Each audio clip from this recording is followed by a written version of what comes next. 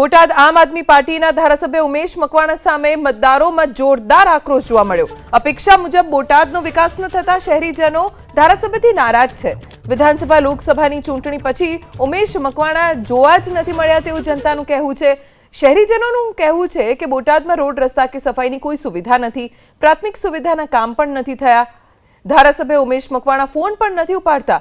ધારાસભ્ય ફોન ન ઉપાડે તો રજૂઆત કોને કરીએ તેવો સવાલ સ્થાનિકોએ પૂછ્યો તો સાથે કહ્યું કે એમએલએ ઉમેશ મકવાણા ગાંધીનગર જ રહે છે।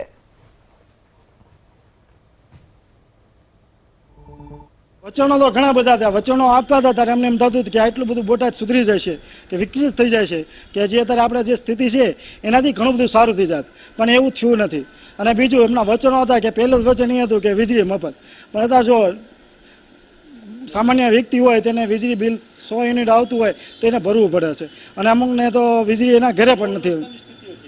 રોડ રસ્તા તો અત્યારે તમે જાઓ ને, કદાચ તમે નવી ગાડી લઈને ગયા હોય તો મહિનો આવે ને તમારી ગાડી રહીને એ 2 ભાગ થઈ જાય એવા રોડ રસ્તા છે। જાણો કે નગરા ખાડા ખડિયા ને એવા વિકાસ થયો છે। હાલ તો અમારા ધારાસભ્ય ગાંધીનગર મુકામ કરીને બેઠા છે, તો અહીંયા પબ્લિકનું સ્થિતિ તો બહુ કફોડી થઈ ગઈ છે કે જરૂરિયાતવાળા જે કંઈ કામ હોય એ કંઈ થતા નથી।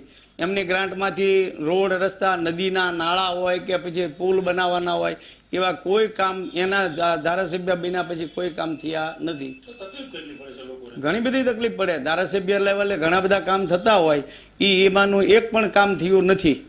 જે ઉમેશભાઈ મકવાણા જે ચૂંટણીમાં ઊભા થયા એ ચૂંટણીમાં એવું હતું અમને નહીં પણ હરેક સમાજને કે આપણે આમ આદમી પાર્ટી લાવી તો આપણે મફત વીજળી મળશે, રોડ રસ્તા સારા મળશે। બીજા નંબરમાં કે આપણે જે કાંઈ નાનામાં નાના હોય એ આમ આદમી પાર્ટી આપણા કામ કરશે। એને લઈ હરેક જ્ઞાતિઓએ ઉમેશભાઈ મકવાણાને મત આપ્યો, જેથી કરી અમે એને વિજય બનાવીને લાવ્યા। અને ત્યારે ફક્ત ને ફક્ત ચૂંટણી પ્રચાર હતો, ચૂંટણી પહેલાં અમને જોવા મળ્યા। જ્યારથી ધારાસભ્ય થઈ ગયા છે ત્યારથી બોટાદમાં હજી લગીન કોઈ જોવા નથી મળ્યા। અત્યારે તમે જુઓ એટલે બહુ દયનીય સ્થિતિ જેવી કહેવામાં આવે એમ।